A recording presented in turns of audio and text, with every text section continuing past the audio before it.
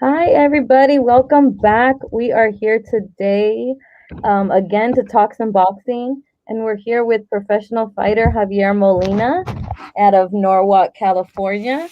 And we are so excited because you are on the undercard pay-per-view of Andy Ruiz and Chris Arreola, which everybody is super, excited because it's Andy Ruiz's comeback. And everybody's been waiting for Chris Arreola to fight again. So we're super excited. I just wanted to thank you for your time coming on the show. And you're from Norwalk, right? Yeah, I'm from Norwalk. And thank you for having me also. Yeah, I'm You're from welcome. Norwalk, city of Norwalk. What gym do you train out of right now? Right now I'm training in Montebello on at the one that used to be Santa Cruz gym. It's in Montebello. Oh, Leo's old gym, right? Yeah, yeah. The Moreno gym. Yes, Moreno Boxing Brothers or something yeah, like that. Moreno. Yes, the Moreno brothers. We love them. So you're fighting April 24th. Your last fight was really, only like 6 months ago, right? If that. It was in September, So late this September. fight, Yeah. yeah, September, I think. So this fight coming in, you're gonna go. You stopped camps, or you just have been training continuously? No, I mean I've been training in between, but they told me, well, it was a few weeks ago, but it looks like it's not even going to be on the 24th. They just told me yesterday. I talked, they might push it back to May 1st. So they might push it back a week, but Is it because it's not of coming. the Tony Harrison? I'm not sure what the reason is, but they just told me they might be pushed back a week, May 1st. It looks like it might be over here in California, but yeah, nothing's confirmed yet. But yeah, I've been training. When they gave me the fight, that's when I started stepping up. I started my camp, so I have plenty of time to get ready. From now, I have what, like 5.5 more weeks. So I mean, I got plenty of time. I've been training good, sparring, so everything's on point. That's good. That's almost like a full camp that you have left now. Again, Yeah, yeah, good. And you're obviously we were already ready for the 24th, so moving it back a week isn't like, a very big deal for you. I'm sure they nah, have you wait and everything. So, yeah. um, I mean, it's the same. And then this fight, I'm going up at 147 too. So even the weight's not even an issue. oh, that's gonna be much easier for you then, right? I'm sure. I Yeah, know yeah, it's no problem. probably weight cuts is the most horrible thing for boxers. That's the Yeah, biggest issue besides the business point of boxing, the the weight cuts for you guys. I'm sure that's hard. The yeah. thing. Um, I did write down a couple of things, obviously, that are like stick out when people put your name into Google, and look you up Hmm. and see who you are. Especially because you are fighting a PBC prospect in this fight Yeah. with Jesus Ramos, who I talked to. I talked to him a couple of weeks ago, maybe 3 weeks ago, because he was coming off of like I think it was like 4 days. He was coming off of his knockout win, but now Yeah. you have so much. And not only have you seen him and you've seen all his fights, obviously, I'm sure you have such an like enough time to train for him and train for this fight. I'm sure you already know what to do, but I wanted to talk. We'll let you talk first of all about your amateur past because it's super decorated. And Yeah. what got you into boxing? What started it? I'm sure boxing's in your blood, but Yeah. Yeah. Well, my dad actually had a few pro fights back in Mexico. Back in his days, he lived in Ciudad Juarez, and then my older brother Carlos. So me and my twin brother would always go to the gym with my cousin and my older brother Carlos. So we were like 5 years old when they'll just throw us in there. We just throw punches. We didn't even know what we were doing, but it was around when we were like 7 years old. That's when we started taking it serious. I had my first amateur fight at 8 years old. And then from there, we just kept at it. I was the youngest member of the 2008 Olympic team. I was 17 years old when I qualified. I beat Danny Garcia in the finals in Olympic trials. And then yeah, I had like about 160 amateur fights. But I mean, I just fell in love with the sport at such a young age, and I mean, my pro career hasn't gone exactly how I thought it would. But I mean, I'm here. Everybody's road to the top is different, and I'm still over here grinding and still headed to the top. it seems like almost like Lomachenko, your guys' amateur careers are so decorated, and you guys start fighting. Obviously, you guys start fighting at championship level so young. It's almost like when you guys do have a pro career, things happen much faster. And then also you're at the age of 31, and it's almost like people are still like seeing you as the underdog, even though you Yeah, only have 3 losses. You still come in as the underdog, and people still see you. Obviously, from your last fight, people still see you as a threat. yeah, But yeah, you say your pro career didn't exactly go the way that you wanted it to, and yeah, you only have, even though you only have 3 losses, um, your losses obviously are they come from fighters that are well built. They're not, you're not yeah. aren't from just Yeah, easy. yeah, yeah. It's not any scrubs. I mean, but that's that he's a former two-time world champ. Jamal James Yeah. holds the title, who has the title right now. So I mean, I'm not into scrubs, but even then, I feel like I am coming into this fight as an underdog based on my last performance. I mean, it wasn't my best performance. Um, I mean, it was a tough fight for me. I know what I could have done, what I did wrong in that fight. I mean, but it's all learning experience. I fought an experienced fighter. He took advantage of my mistakes, and I mean, and I lost. But the only thing I can do now is just keep getting better, keep staying at it. Yeah, your last fight against Jose Pedraza, he's very decorated. He's a a two-weight world champion. He hold the IBF, the IBO, the WBO. Yeah, So he's super well known. He wasn't some easy fighter. You obviously don't take on just anybody, just chumps. You're in the yeah, ring with no, guys, and every fight that you've fought and lost, um we as boxing, I guess hardcore fans, they call us, hardcore fans. We know your mm, background. The people that are just watching, the undercard of Top Rank, they don't really know who you are. They're, oh, like the guy yeah, in 2018 that was in the Olympics, that one time. yeah, But they don't know that like you, just like Lomachenko, it's much. yeah, You've been in the fight game for such a long time and fought. yeah. You guys fought people that nobody, not normal people, fight. Yeah, no, I turned pro at 19. I'm 31 now, so it's been a long time in the pro game. I did have some injuries in between, so there was some times where I didn't take care of myself like I should have when I was in training. And I mean, I've talked about that before in other interviews about how my lack of discipline, where that's one of the reasons I felt like I wasn't in the position where I should have been. But I mean, that's behind me. I feel like I'm a better person. I went through that, and now just my goal is just to make it back to the top where I originally I felt like I should have been and be a world champion. And winning this fight's gonna get me that much closer. 140 or 147. And do you feel more comfortable fighting at 140, or do you feel at 147? Obviously, since you've gained, it's not that much, but for a fighter, 7 pounds, that can be a Yeah, lot.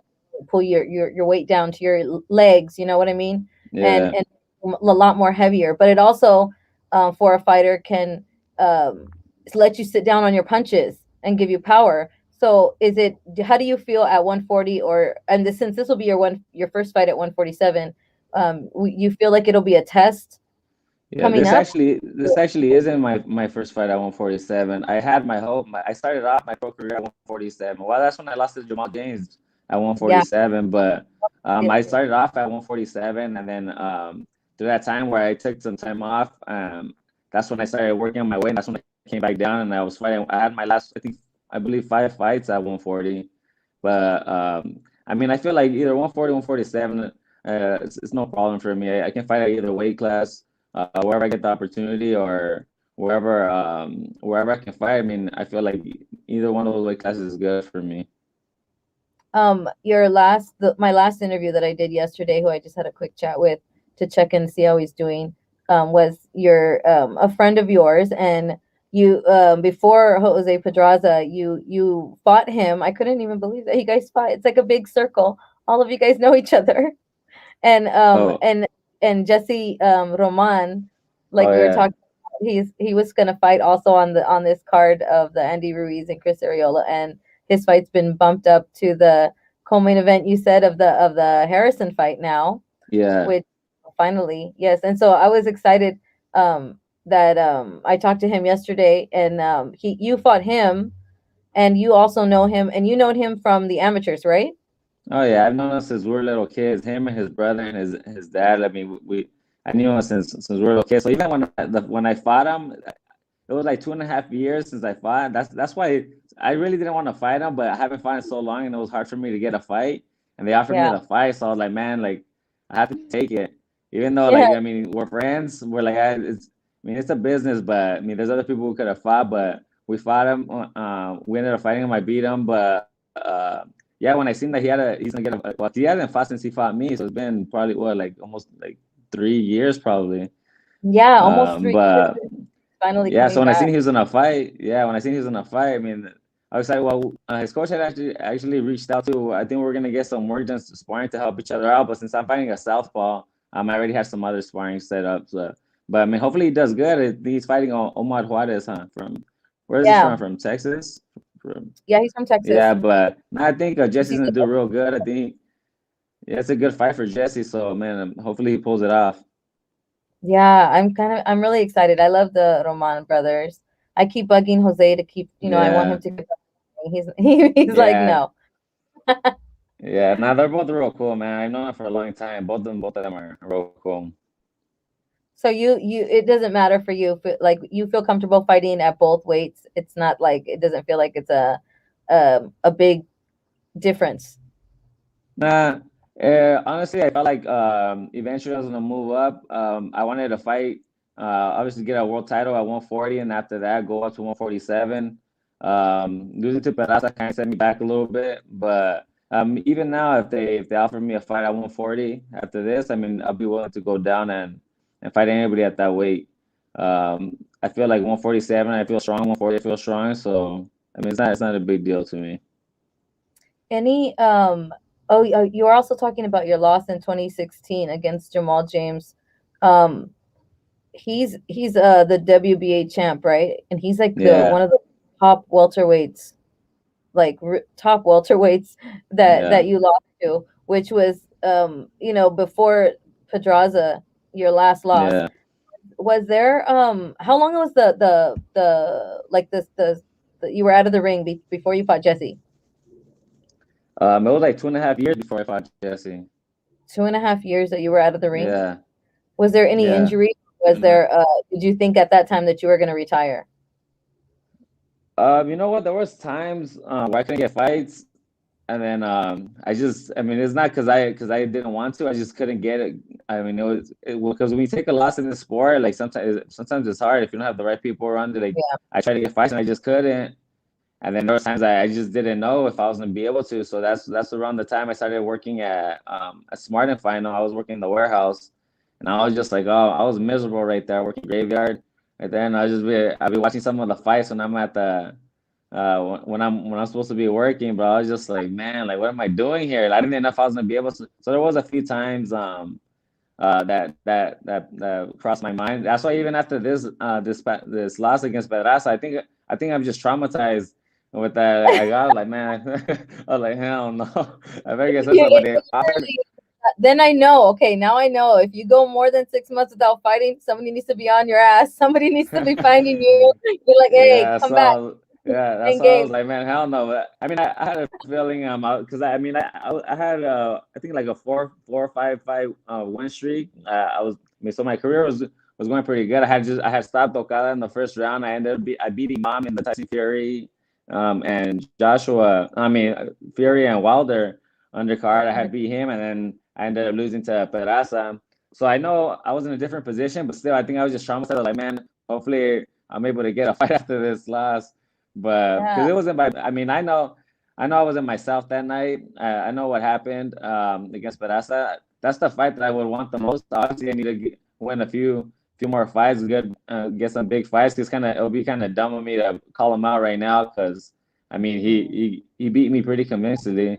So I need to get my wins, and then that's the fight I want the most right now though, because I gotta redeem myself.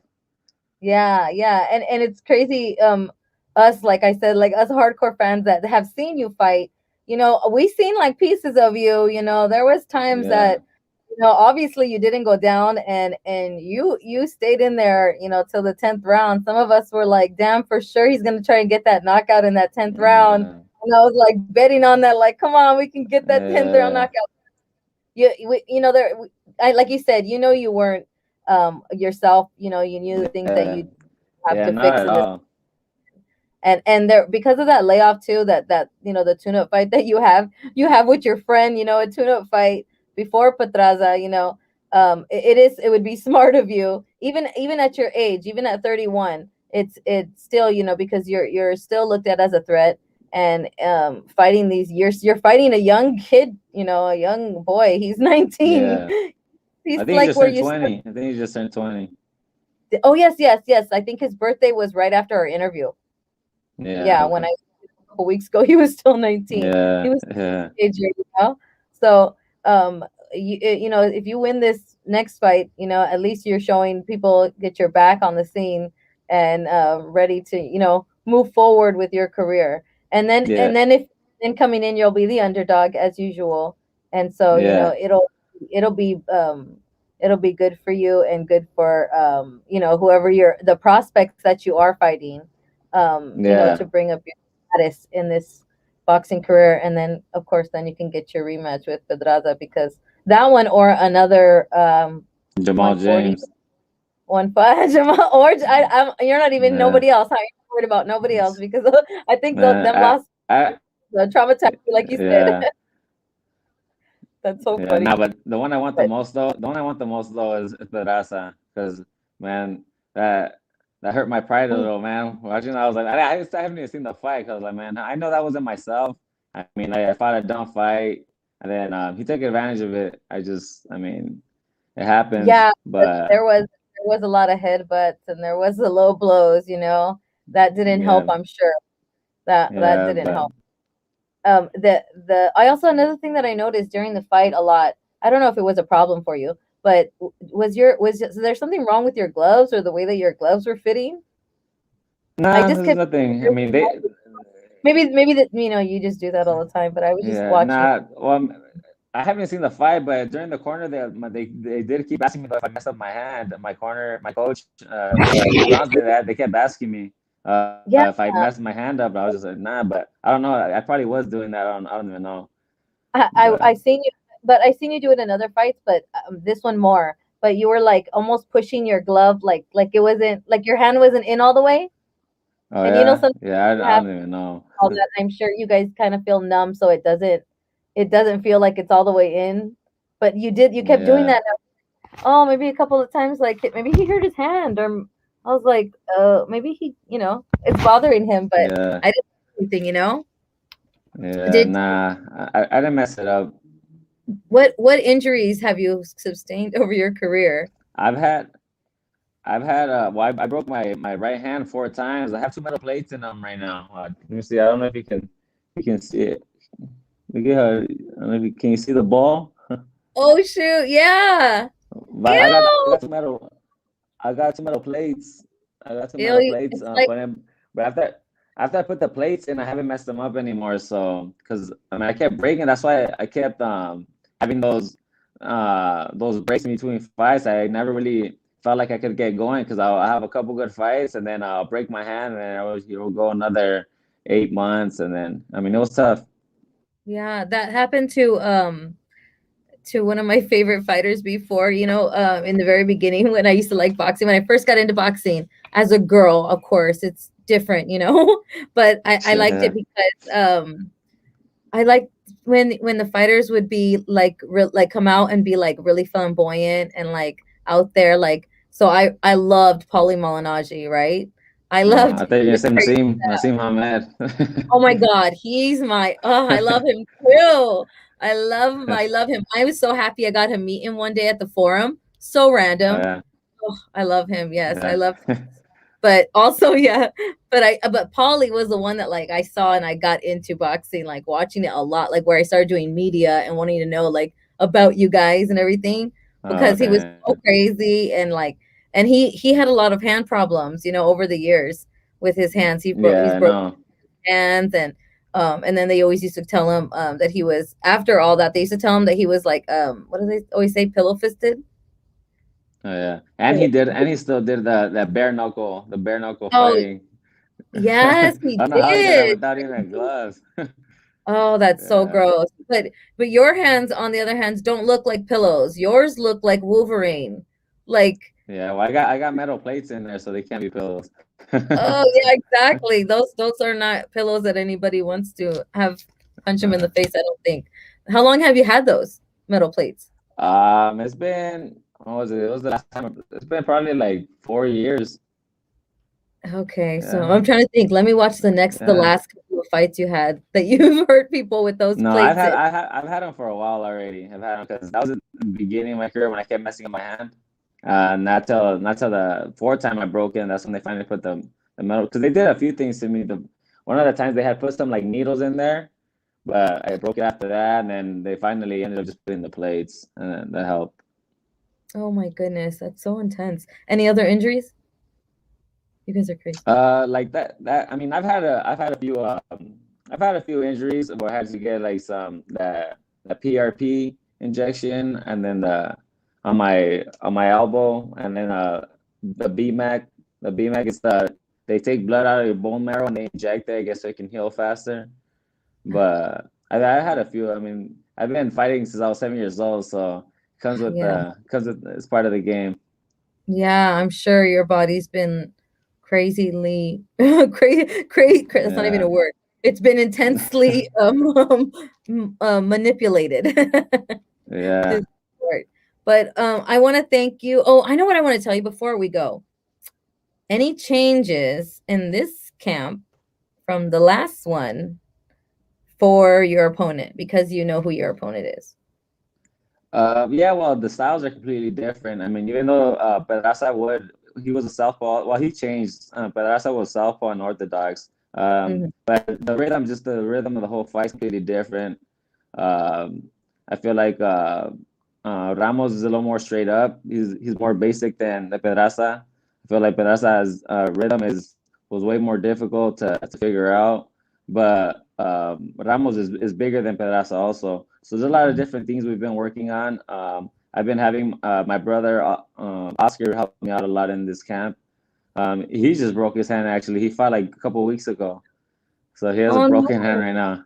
Yeah, but he hasn't. Well, good thing he's back. But he hasn't. His last fight before this one was like 4 years ago. But he's back. But he's been helping me out a lot in this fight. So yeah, I mean, training's been going good. We still got over 5 weeks, so we're right on track. That's perfect. Your brother, that's healing from his hand. He's still interested in coming back to boxing after breaking his hand. Yeah, well, he broke it in during the fight. During the he fought in Cancun. I think it was 2 or 3 weeks ago, but he had surgery on this past Friday. But hopefully, I mean, he can get a fight at the end of the year and keep it going. Yeah. So that's I'm excited. I'm gonna make sure also to tag your brother, your twin brother. And it's Okay. so cute that you guys are both fighting. How cute. I'm so excited. That's cute from a girl. Sorry. Sorry. That's my girl. I shouldn't do that. We're talking about punching people in the face. But Yeah. it's hard to hold back. But anyways, thank you for your time. I'm so so so glad that you let me interview you and um that you let me take up some of your time and your training. I'm sure you got 5 more weeks and we're gonna get to see you. You said it was now. I think we're gonna change the date. We'll see. We'll keep everybody updated, but I think Yeah. we'll get to May 1st, maybe Yeah. somewhere. It looks like it's gonna be May 1st. They're pushing it Okay, back a week, but I mean, it's good. and that'll be on PBC, right? Yeah, PVC. And any shout outs, anybody that you want to message, any sponsors, anybody that's helping you besides your brother in camp that you want to, give a shout out to before we go? Yeah, well, all my supporters, my family, my brothers. Tito Juice has been hooking me up with some the fresh juices. Well, everybody has been helping me out. Just stay tuned and keep a lookout. May 1st is gonna be an exciting fight, exciting night of boxing. And thank you for having me Yeah. also. Yes, thank you. I'm gonna go ahead and end the broadcast, and I'm gonna let everybody know we will see you guys later. I'm going to upload the audio on my podcast. I'll upload that, and it'll be available tomorrow. And I'll send everybody the links, of course, and of course put it on my Instagram if you guys want to hear the audio while you're waiting for the stream for to be uploaded to YouTube, which maybe it'll take a couple of hours, but thank you guys. Thank you for your time again, and we'll see you guys tomorrow. Bye.